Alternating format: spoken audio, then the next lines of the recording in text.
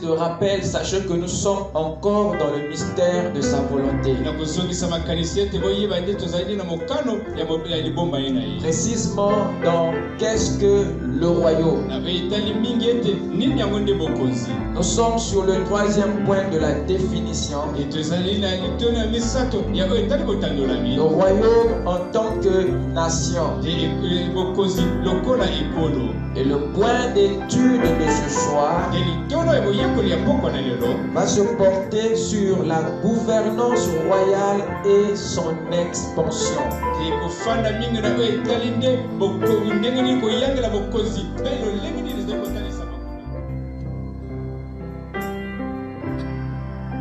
Que le Seigneur vous bénisse. Amen. Que Dieu vous bénisse. Je vous salue tous dans le nom du Seigneur Jésus-Christ. C'est encore un privilège et une grâce de voir encore vos visages ce soir. Alléluia.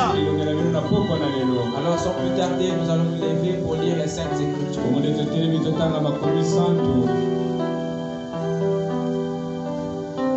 Nous allons lire à deux endroits. D'abord dans Ésaïe, dans Ésaïe 9, le verset 5 à 6. Ensuite, nous prendrons le livre des Romains, le chapitre 15, le verset 12.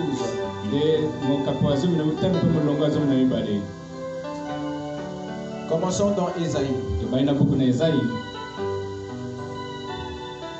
Ésaïe 9, 5.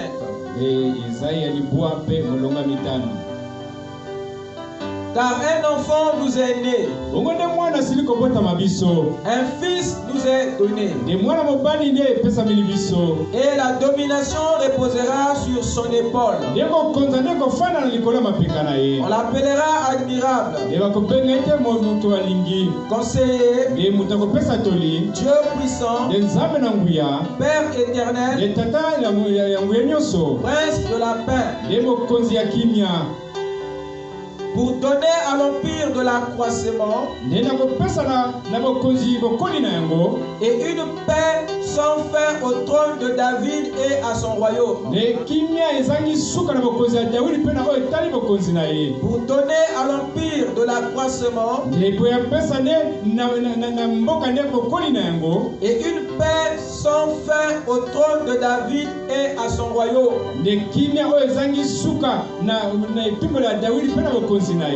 Amen. Amen. Avec nos têtes inclinées. Seigneur Dieu, merci Père bien-aimé de nous avoir appelés ce soir à écouter ta voix. Comme tu descendais chaque soir en Éden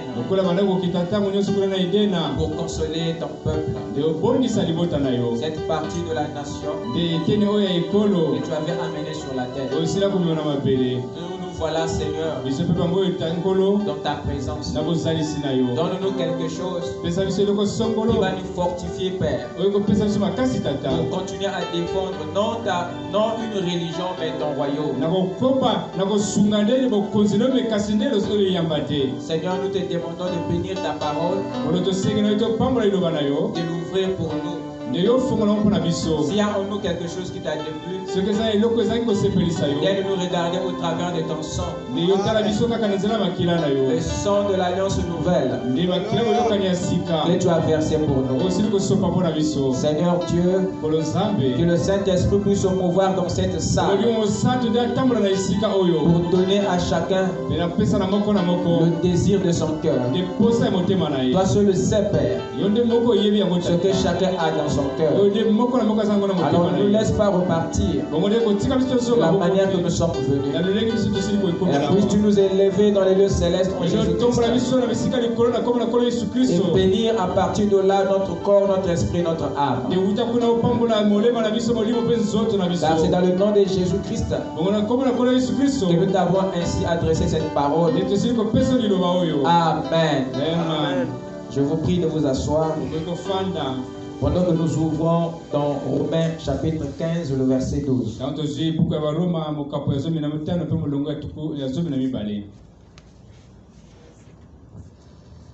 Voici ce qui est dit ici.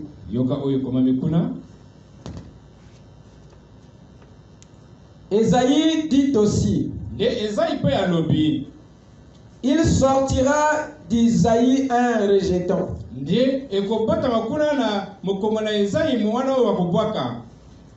qui se lèvera pour régner sur les nations.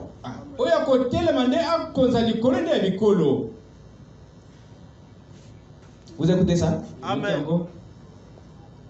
Et je pense que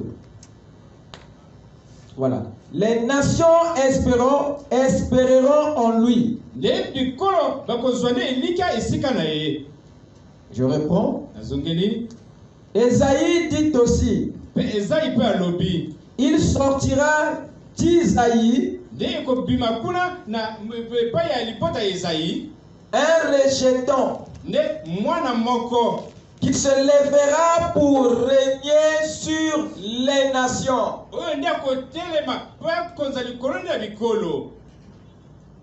Et les nations espéreront en lui.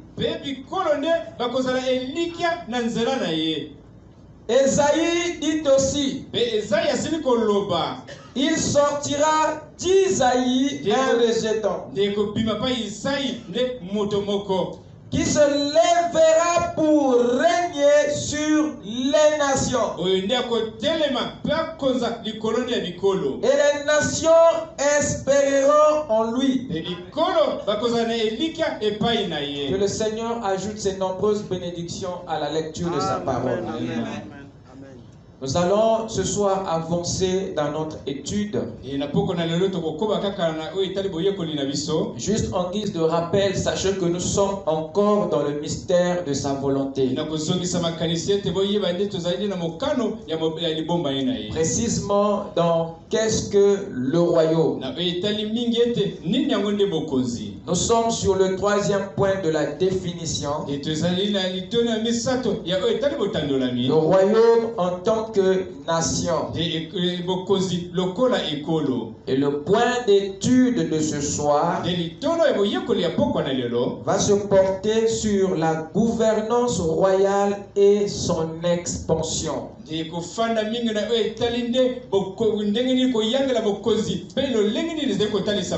La gouvernance royale et son expansion.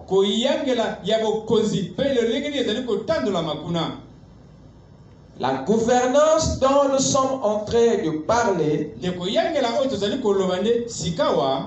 pas n'importe quelle gouvernance.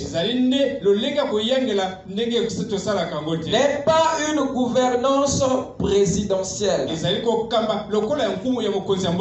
mais plutôt une gouvernance royale. Et cette gouvernance royale, qu'est-ce que c'est, mes chers amis?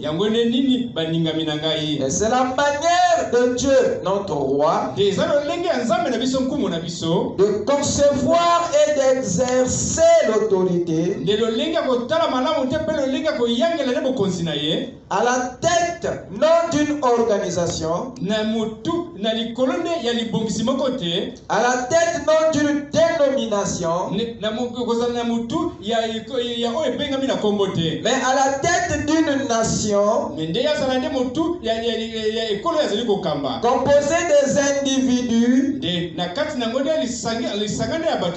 issus de toutes les nations de la terre, issus de toutes les nations de la terre. Nous sommes dans une gouvernance royale. Nous sommes dans un leadership royal. Pour dire que nous ne sommes pas un peuple qui est conduit par n'importe qui, qui est conduit par un roi,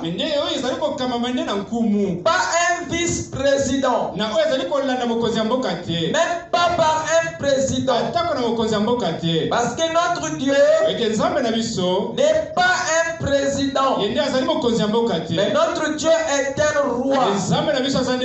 Et nous sommes ce peuple qui est sous cette gouvernance qui est sous le leadership d'un roi. Alors nous venons de lire ici cette écriture d'Ésaïe reprise par Paul ici dans le Nouveau Testament. Et cette écriture était une prophétie qui annonçait de façon claire le but réel, le but ultime de la venue de Christ sur terre. Christ serait donc venu, il était envoyé pour régner et non pour sauver. Pour régner et non pour sauver. Je répète, Christ n'était pas envoyé pour sauver. Christ n'était pas envoyé sur la terre pour sauver. Christ était envoyé pour régner. Et c'est Jésus qui était envoyé pour sauver. Quelqu'un me suit? Amen. Tâchez vos ceintures. Je passe à la vitesse supérieure. Donc Christ n'était jamais envoyé pour nous sauver. C'est Jésus qui est envoyé pour ça. Mais lui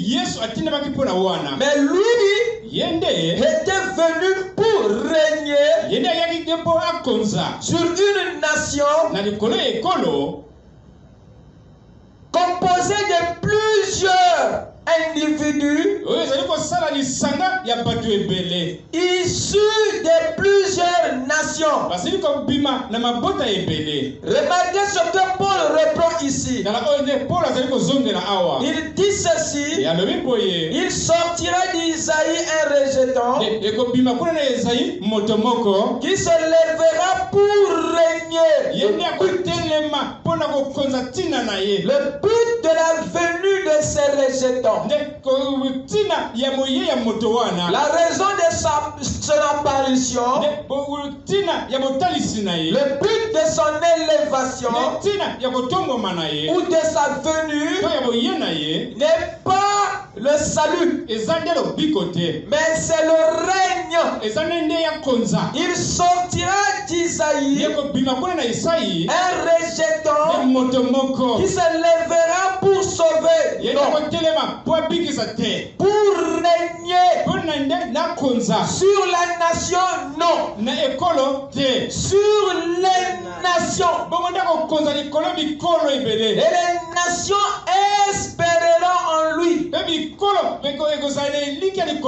Donc Dieu avait un projet encore inconnu, celui d'étendre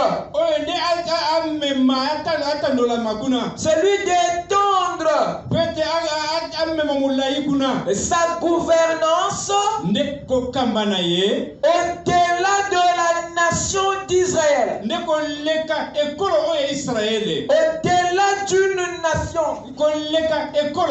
Dieu ne voulait pas, il n'avait pas prévu régner uniquement sur une nation. Il prévoyait régner sur les restes des nations qui composent l'humanité tout entière. Donc Dieu poursuivait l'humanité dans son projet de gouvernance. Mais il fallait qu'il commence quelque part. Et la nation était le point de départ pour gouverner sur les nations. Sa royauté devait couvrir non seulement une nation, mais toutes les nations de la terre. Est-ce que quelqu'un m'écoute? Amen. Car le but ultime de Dieu sur terre était de retrouver sa royauté. Était de retrouver par Abraham la nation, ce qu'il avait perdu en Éden par la chute de l'homme. Ce qu'il voulait retrouver en fait, c'est la gouvernance royale sur l'humanité. Mais pour couvrir et gouverner sur cette humanité, Dieu devait partir d'un point pour régner sur les nations. Dieu devait partir à partir d'une nation. Car Dieu fait toujours les choses par évolution. Il pouvait bien créer beaucoup d'Adam à la fois. Dieu pouvait déjà remplir sa terre de plusieurs Adam et de plusieurs Ève. Il n'était pas obligé de nous donner ce grand boulot, de multiplier la terre par le processus que vous connaissez, que ce soit par cela, que ce soit par la parole. Dieu était capable de créer plusieurs Adam une bonne fois. Mais pourquoi il est parti à partir d'un seul pour ensuite avoir plusieurs? C'est la manière de Dieu de faire. Dieu est toujours à la poursuite de son propre caractère. Parce que Dieu aime toujours être qualifié même pour les choses qu'il se donne lui-même. Dieu aime toujours se faire lui-même qualifier pour les choses qu'il se donne lui-même. Même si Dieu te fait un don, en réalité quand tu regardes bien, tu as eu à être qualifié pour l'avoir. Mais un don que tu reçois sans une qualification va t'amener à ta propre ruine. Voilà pourquoi Dieu aime le processus, aime l'évolution. C'est dans l'évolution que Dieu se tape un caractère. Parce qu'il veut lui-même mériter le plaisir qu'il se donne. Quelqu'un peut dire Amen? Amen. Il y a toujours une formation derrière un don. Et il doit toujours y avoir un caractère derrière un don. Parce que le caractère te protégera contre tout ce que le don attire. Le don ne te protégera pas. Ni ne le fera pas. Il ne te protégera jamais contre l'argent, la femme et la popularité. Ton talent ne le fera même pas. Tout ce qu'il fera de mieux, c'est de t'attirer toutes ces trois choses. Et après, il te laisse faire. Et si tu n'as pas le caractère, tu es exposé.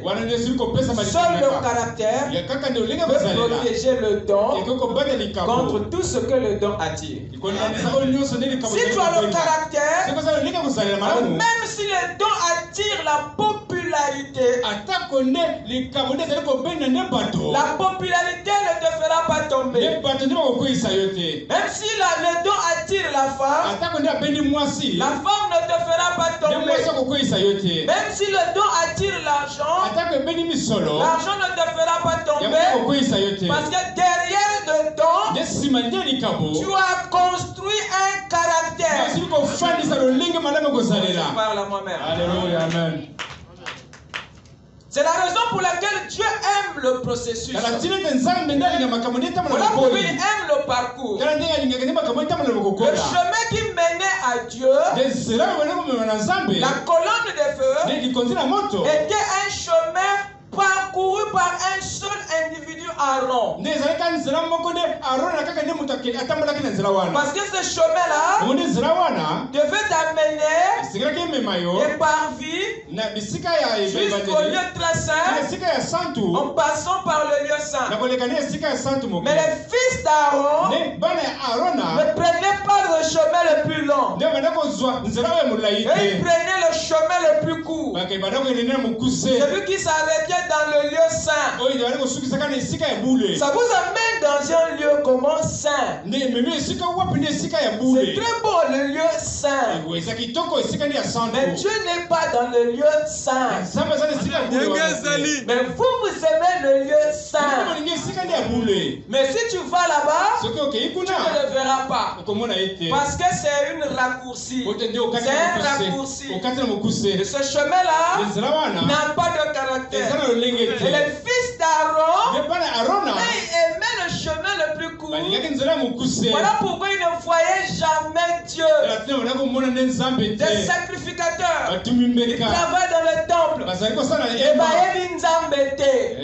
n'ont jamais vu Dieu. Pourquoi?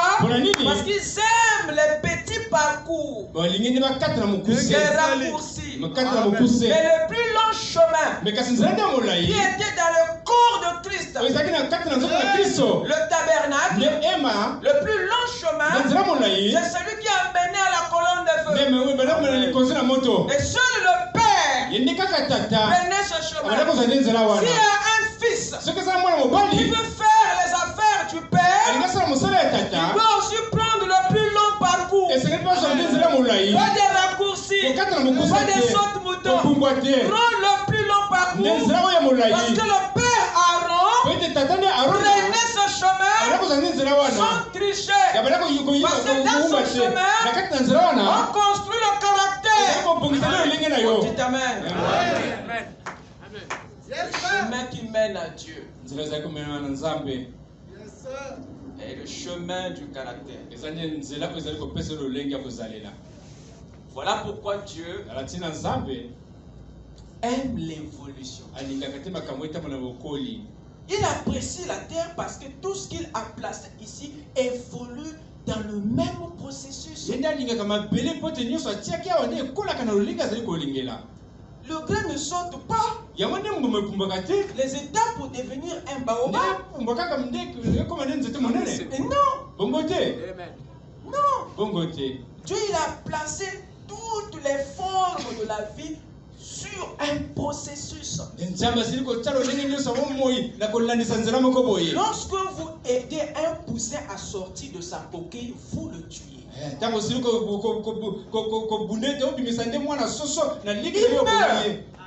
Parce que vous voulez le faciliter la tâche.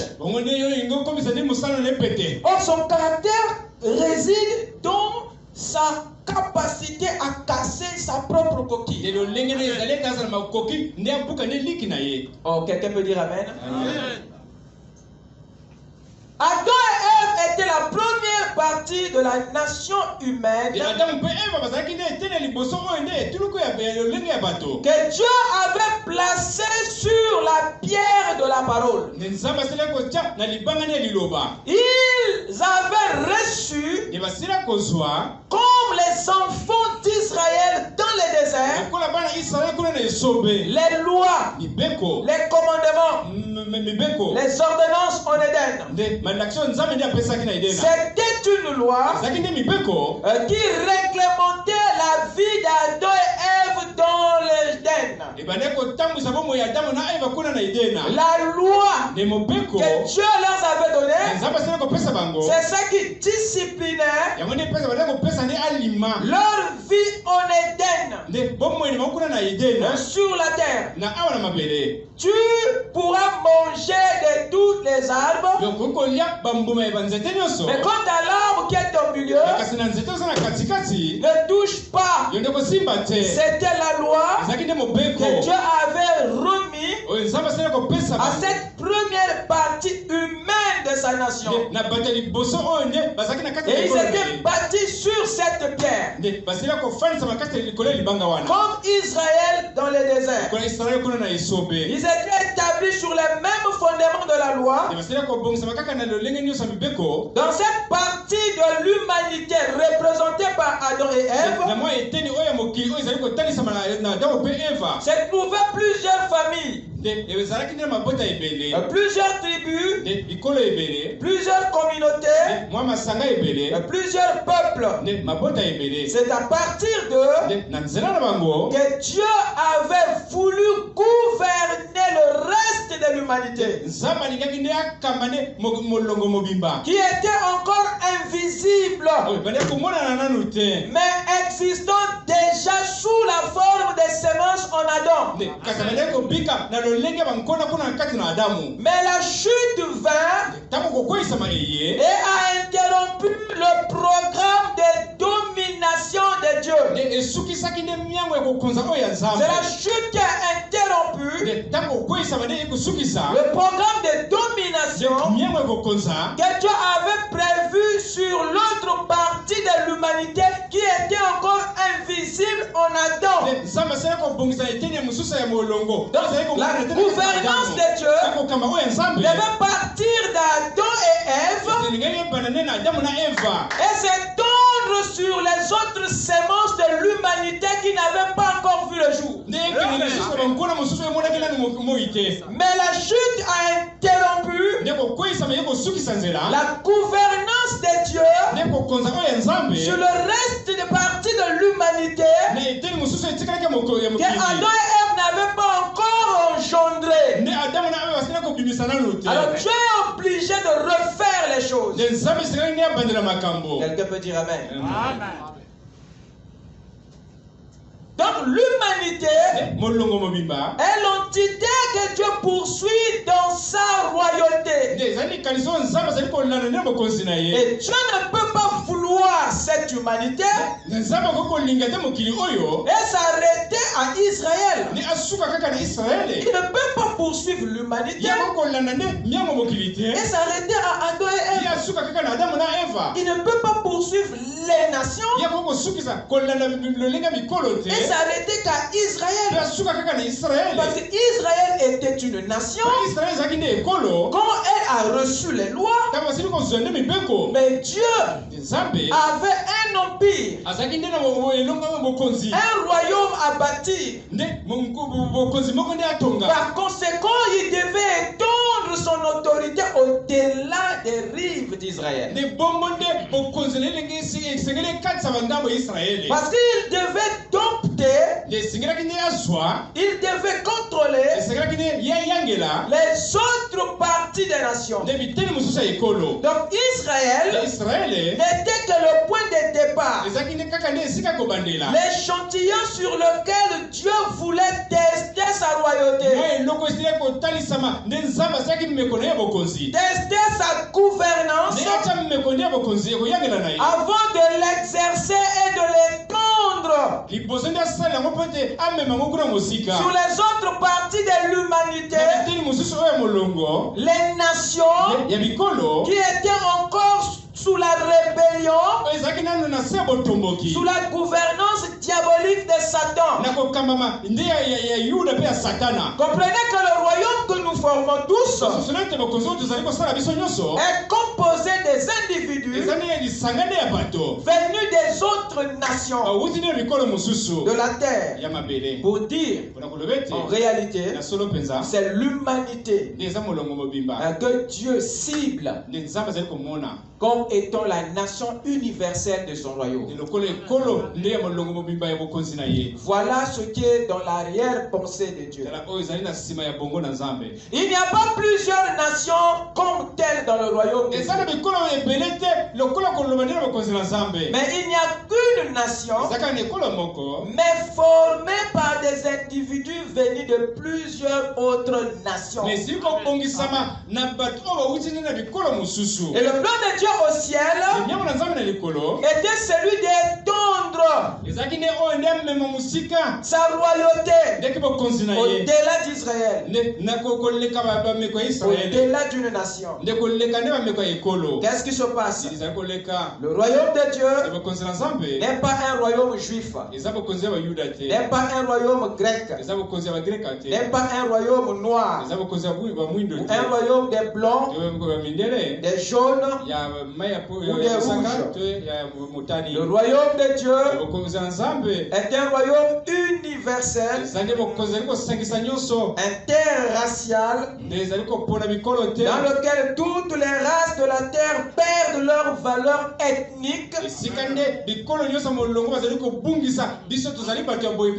toute leur valeur raciale, tribale, familiale, communautaire, nationale, pour former une seule race, une seule nation, un seul royaume auquel tous appartiennent. Et c'est cela la nation du royaume de Dieu. Une nation formée des nations. Allons rapidement dans Luc chapitre 13. Et je vais voir ce que le Seigneur nous apprend là-bas. Vous êtes avec moi? Amen. Luc 13. Je vous sens très lourd. Et vous me rendez la tâche difficile. C'est comme si je parlais avec des pierres. Mais pourtant les pierres sont des créatures vivantes. Jésus avait dit aux pharisiens, si vous n'acclamez pas, les pierres acclameront.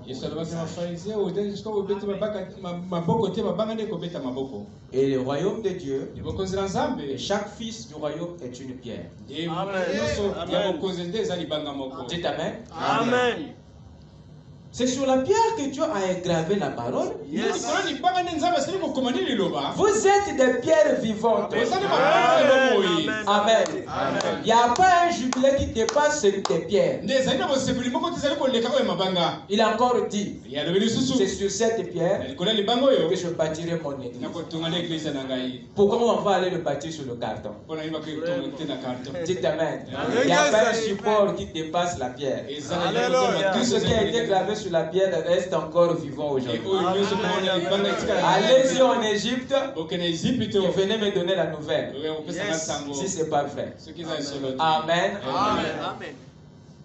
Si l'hiéroglyphe était écrit sur le papier, je ne crois pas qu'on aurait le témoignage d'Enoch. C'est parce qu'Enoch avait gravé ça sur les pierres. Voilà pourquoi nous avons le témoignage. Amen. Amen. Nous sommes les pierres de la foi et non les pierres du doute. Luc 13, 29. Jésus dit ceci. Il en viendra de l'Orient. C'est l'Est, hein? Et de l'Occident. C'est l'Ouest. Du Nord. Et du Midi, le Sud. Je répète. Il en viendra de l'Orient et de l'Occident. Du Nord et du Midi. Et ils se mettront à table où? Dans le royaume de Dieu. Qui viendra du nord, du sud, de l'ouest, de l'est? Lesquels viendront de ces côtés-là? Lesquels viendront de ces 4 points cardinaux? Mais vous savez comme moi qu'il y a des nations aux 4 coins de la terre. Mais Jésus dit ici qu'ils viendront de ces nations-là, situées aux 4 coins de la terre. Ils viendront des gens de ces coins, de ces nations. Ils viendront pour s'asseoir dans le royaume de Dieu. Donc le royaume de Dieu est formé des individus venus de plusieurs nations. Oh, dites amen. Donc la nation du royaume, c'est l'humanité. Dieu ne pense pas régner sur une nation. Non. Il a commencé sa gouvernance sur une nation, mais pour s'étendre au niveau des nations. Parce que le peuple qui forme son royaume, c'est l'humanité tout entière. Dites amen. Ça est là dans votre Bible. Au nord, il y a une nation. Au sud, il y a une nation. À l'est, il y a une nation. À l'ouest, il y a une nation. Je dirais même il y a des nations aux quatre coins. Mais Jésus nous fait savoir, écoutez les gars, ceux qui s'asserront à table dans le royaume,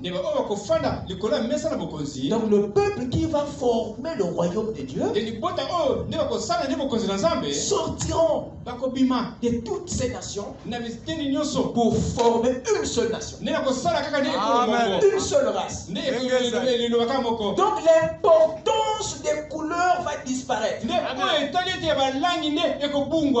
valeur ethnique tribale va disparaître.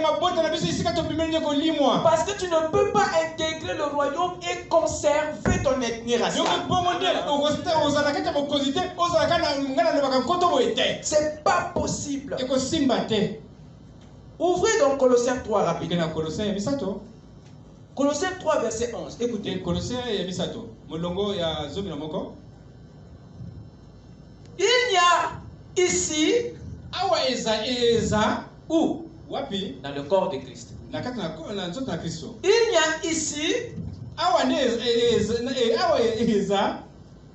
a ici ni grec, ni juif. Oh, c'est quoi cette affaire? Ni circoncis,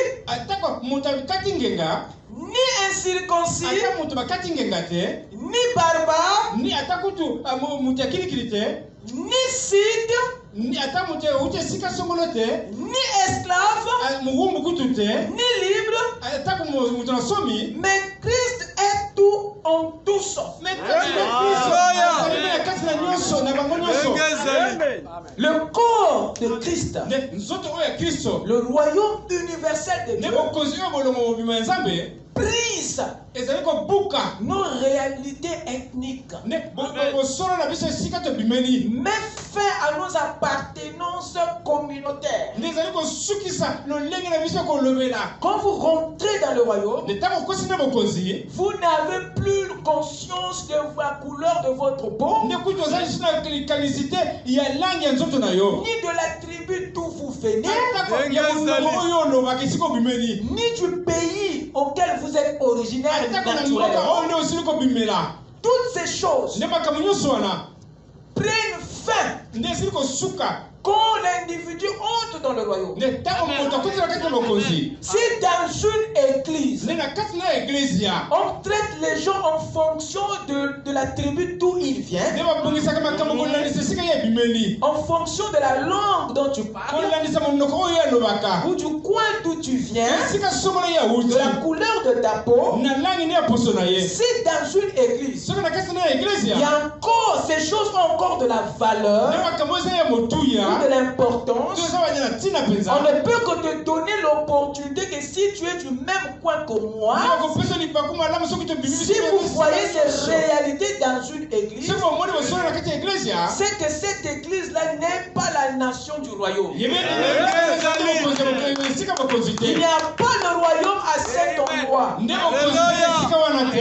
sont tous dans le paganisme. Parce que quand le royaume descend, alors ces valeurs ethniques disparaissent. Amen. Il n'y a plus Téké. Il n'y Yes, il n'y a plus Bakongo. Exact. Il n'y a plus Kangourou. Exact. Il n'y a plus Botabé. Il n'y a plus ces choses. Non, monsieur. Est-ce que quelqu'un peut dire amen? Amen. Il y a Christ en tout et pour Alléluia. Amen. Je reviens à dire, il y a un esprit dans le royaume. Et nous tous, peu importe nos sources d'origine, nous formons une seule race. Donc Dieu veut avoir à partir de plusieurs races une seule race. Yes, sir. Et quand tu deviens la race du royaume, ne nous ramène plus les races du dehors. Non, monsieur. De toutes les façons, dans le royaume, il y a une discipline qui est excommuniée. Amen. Ton idéologie et ta philosophie ne trouveront même pas une place dans le royaume. Amen. Ok, la Bible dit, il y avait un homme qui était rentré dans les festins, mais qui était venu avec son habit de la maison. Il est venu avec ses conceptions tribales. Il est venu avec son idéologie de la communauté. Chez nous, les Ngante, on est comme ceci. Il est rentré dans le royaume avec cette tunique. Et quand le roi est rentré, il dit que mais ici là, il n'y a plus ni Scythe, il n'y a plus ni Grec, il n'y a plus ni Juif. Mais pourquoi tu nous ramènes les réalités tribales ici? Ne sais-tu pas qu'avant d'entrer, tu dois enlever toutes tes histoires ethniques? Donc toi tu n'es pas rentré par la porte. Et les frères qui ne sont pas nés ils viennent dans le message avec le pentecôtisme. Ils viennent dans le message avec le raisonnement pour boycotter les sépultures. Et ils ne veulent pas les proches du roi. Mais le roi a dit, liez-le les mains et les pieds. Exact. Tant pis pour toi. Alléluia. Dans le royaume, il y a une justice. Très bien. Il nous avait dit, cherchez d'abord le royaume de Dieu et sa justice.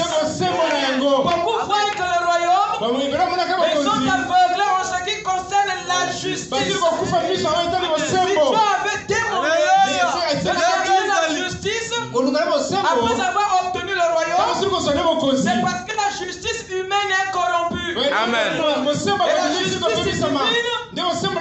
fonctionne 24 heures sur 24. Amen. On te liera les mains et les pieds. Cette justice divine entrera en charge. Et même le bien, tu ne pourras plus le faire. Même quand tu veux le faire, les circonstances t'en empêchent. Quand les mains sont liées, les œuvres,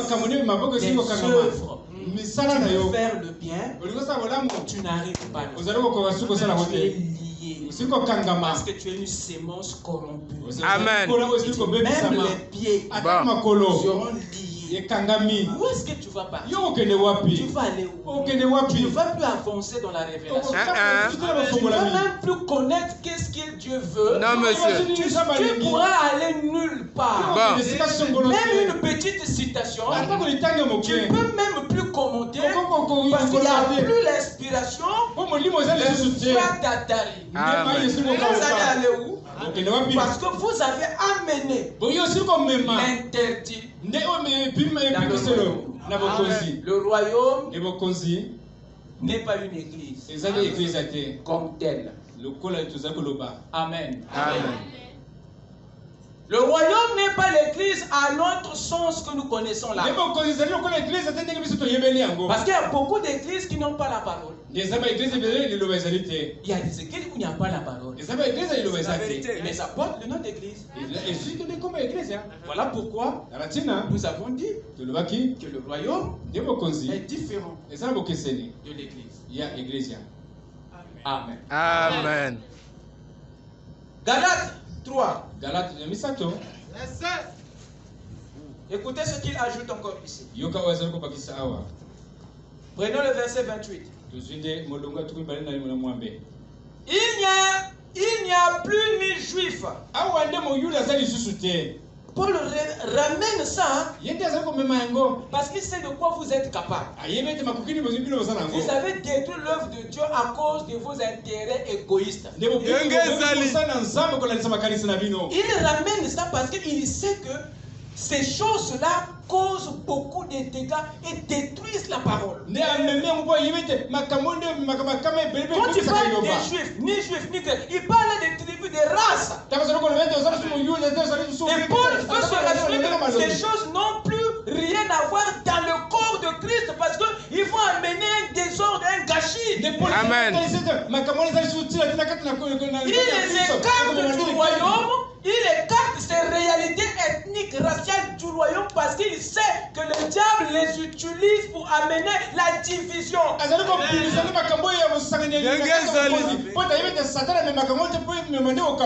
que les faveurs sont souvent données en fonction de ça. Exact. Dieu, lui, il ne veut pas t'accorder sa grâce parce que tu es noir. Il ne veut pas t'accorder sa grâce parce que tu es blanc. Parce que tu es téqué par Congo ou quoi que ce soit. Dieu, lui, n'agit pas sur base de ça. Mais sa grâce, Dieu te l'accordera en fonction de la qualité de ta sémence. Quelqu'un peut dire amen? Amen. Je veux entendre un amen. Amen. Yes, sir. Il n'y a ni juif. Il détruit ça. Nous sommes la race juive. Vous savez combien de fois les juifs sont gonflés avec leur appartenance là?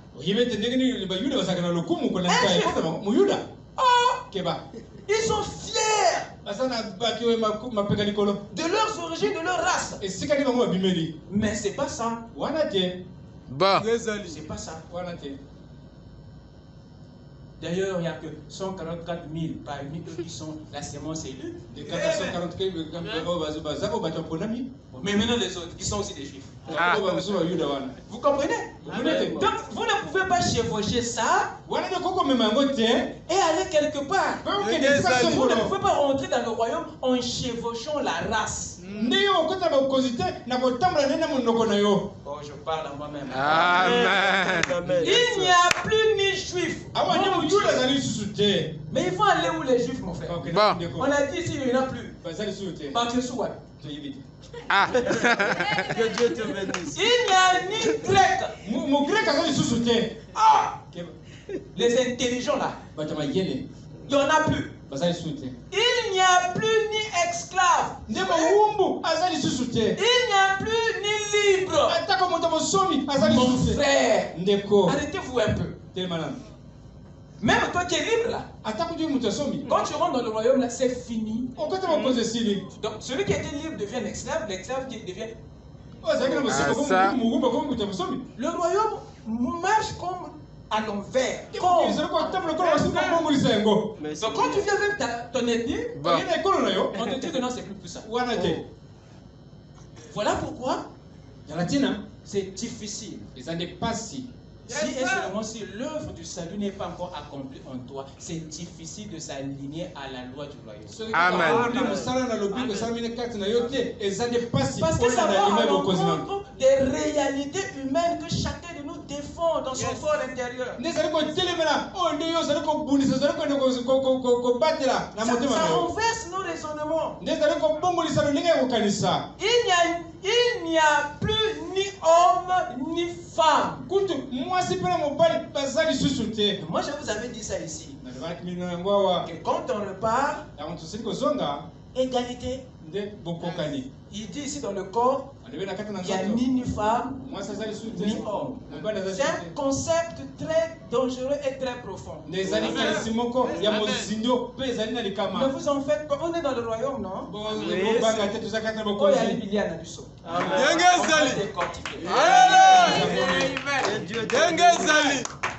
ni homme ni femme. Car tous vous êtes un en Jésus-Christ. Christ. Et si vous êtes à Christ, vous êtes donc la postérité d'Abraham, héritier selon la promesse. Quelqu'un peut dire Amen? Amen. J'ai encore une cartouche. Allez-y dans Acte 17. Rapidement.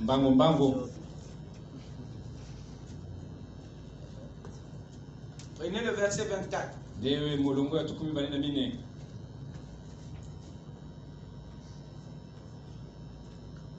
Voilà ce qui est dit ici. Le Dieu qui a fait le monde et tout ce qui s'y trouve, étant le Seigneur du ciel et de la terre, n'habite point dans des temples faits des mains d'hommes. Il n'est point servi par des mains humaines. Toi qui veux le servir avec la chair, écoute ça bien. Il n'est point servi par des mains humaines. Il est servi par des mains divines. Il n'y a que ton âme qui a ces mains-là. Yes. Alors, tu sers Dieu avec quoi? Comme s'il avait besoin de quoi que ce soit. Lui qui donne à tous la vie, la respiration et toutes choses. Il a fait que tous les hommes, écoutez, il a fait que tous les hommes sortis d'un seul sang habitassent sur toute la surface de la terre, ayant déterminé la durée des temps et des bornes de leur demeure.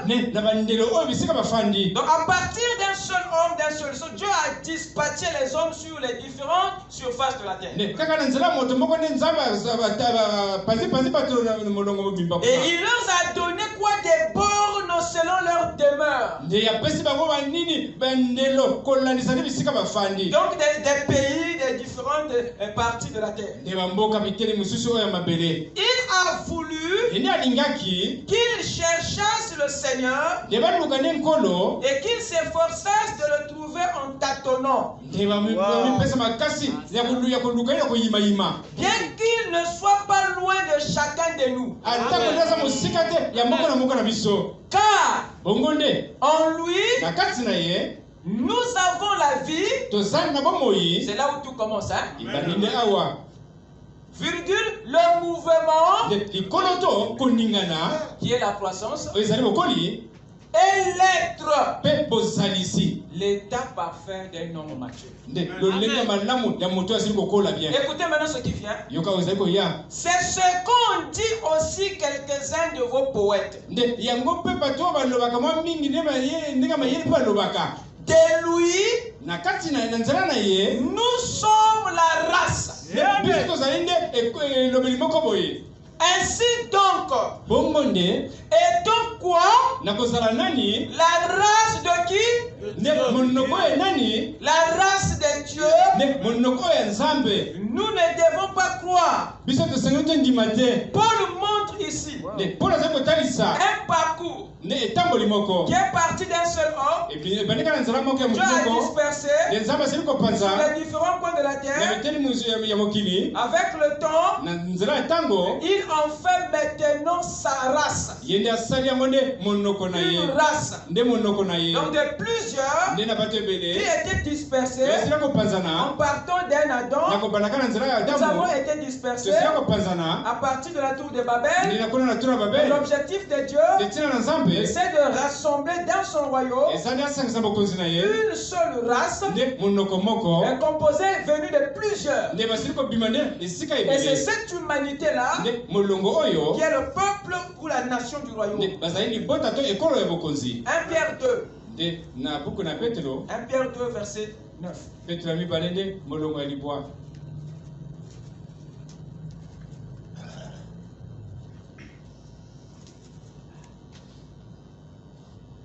Le verset 9 dit ceci.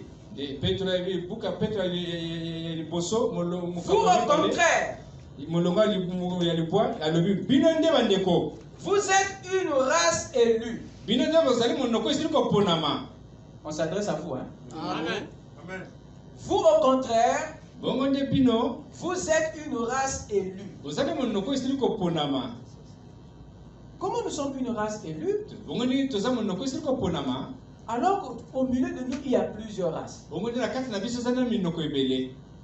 Donc des races, à partir des races, Dieu doit avoir une race. Voilà pourquoi Frère Badam parle du bouquet de fleurs de Dieu.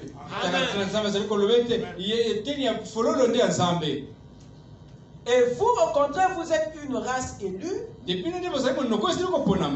un sacerdoce royal, écoutez bien, virgule, une nation sainte, mais pourtant dans cette seule nation, il y a des Congolais, des Chinois, des histoires, tout ça, chacun vient de sa nation pour former une nation. Et c'est cette seule nation qui devient la race unique de Dieu. Et c'est à cette race unique de Dieu que Dieu donne un sacerdoce qui est royal.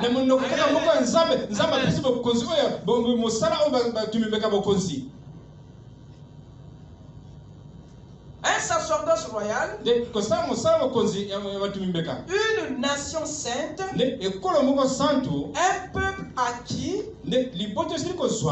afin que vous annonciez les vertus de celui qui vous a appelé des ténèbres. Écoutez-moi bien. Le peuple du royaume, la nation de l'empire, la race du royaume n'annonce pas la théologie. Il ne prêche pas les idées reçues.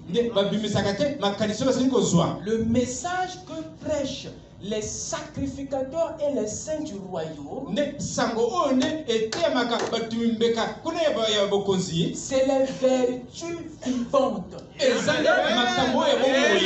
Donc ce que l'humanité veut voir, l'épouse prêchée, c'est pas les mots. C'est pas les mots. Notre message à nous n'est pas des mots et des lettres.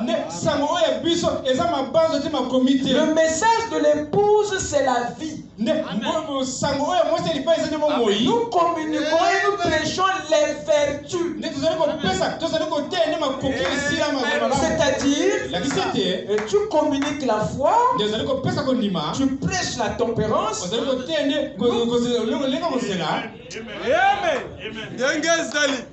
Amen. Donc nous sommes passés au mot, à la vie. Le royaume prêche les vertus. Le royaume défend les valeurs. Les mêmes valeurs que Adam avait brisées. C'est ce que nous avons récupéré maintenant pour faire la promotion de cela. Ce qui revient à dire que notre vie parlera plus fort que nos paroles. Amen. Donc le message le plus fort n'est pas celui que l'Église prêche, mais celui que le royaume prêche. Or le royaume, on prêche par la vie. Amen. Là pourquoi tu as intérêt d'être un modèle, d'être exemplaire, parce que le monde te regarde. Le seul message que le monde comprend, c'est celui que toi tu prêches par les vertus, les valeurs. Quand tu mènes une vie cachée, ne pense pas que l'œil de Dieu ne te voit pas.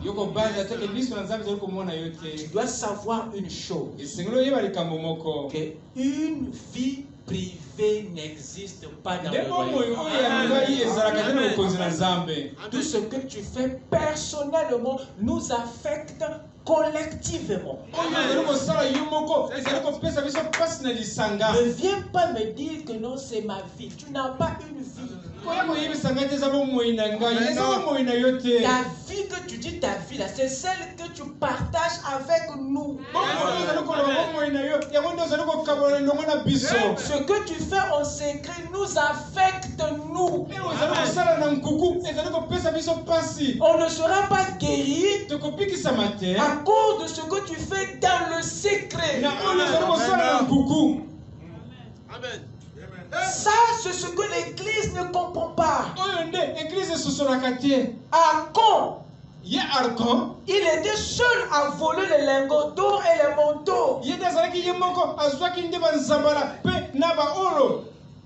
Les gens n'étaient pas là.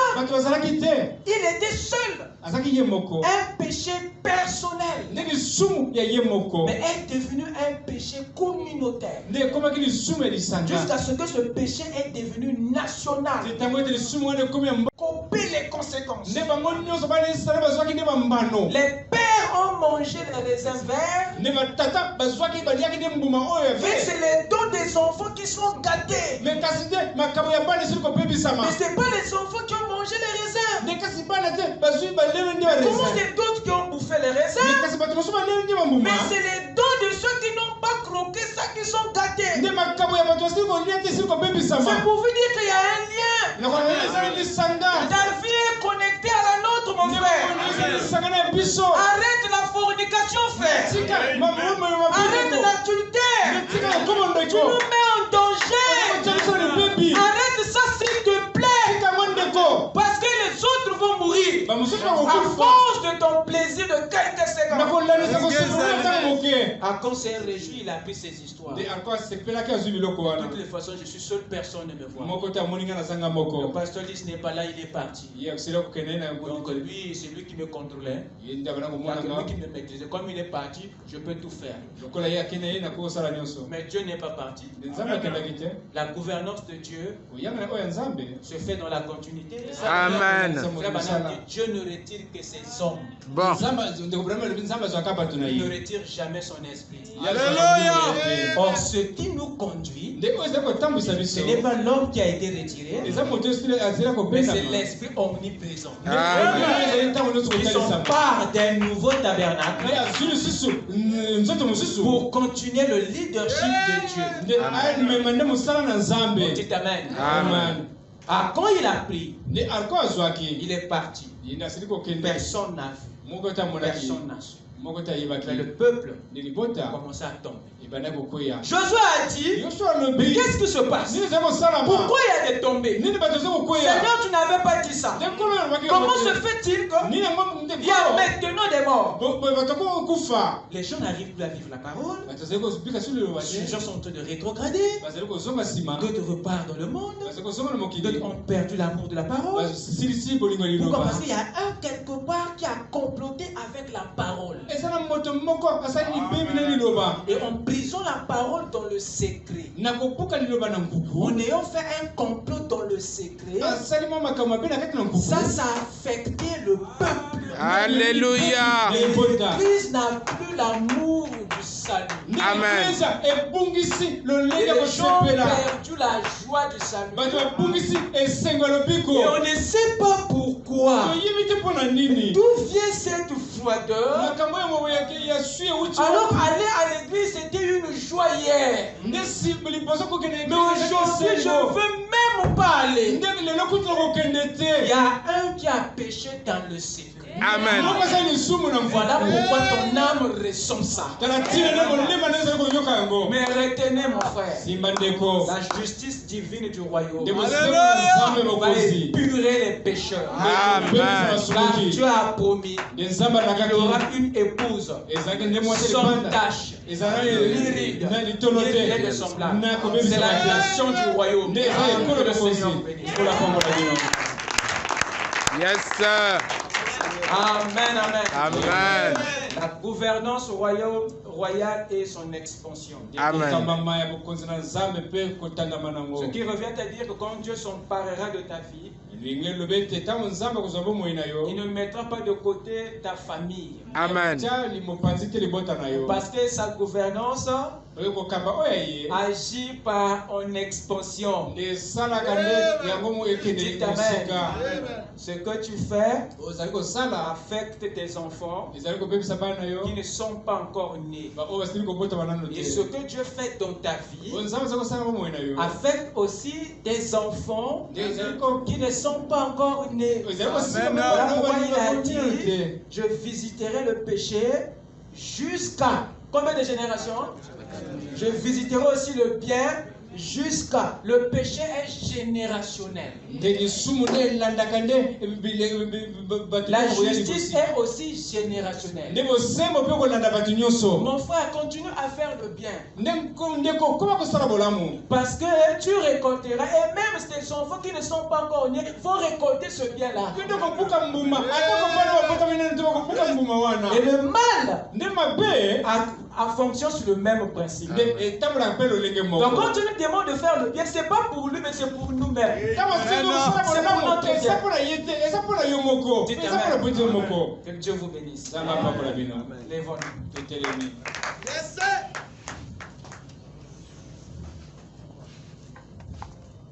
Êtes-vous remplis ce soir? Amen. C'est une dose unique, mon frère. Yes, sir. 3 comprimés en un. Bon. Inclinons la tête. J'abandonne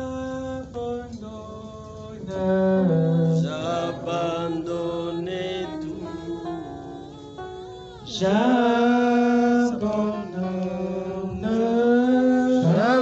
J'abandonne tout à Jésus. Tout à lui, mon sauveur béni. J'abandonne tout. Oui, j'abandonne. J'abandonne tout.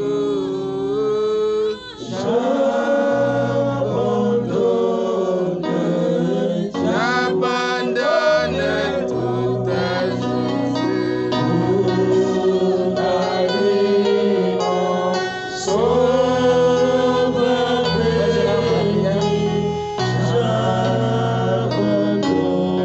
J'abandonne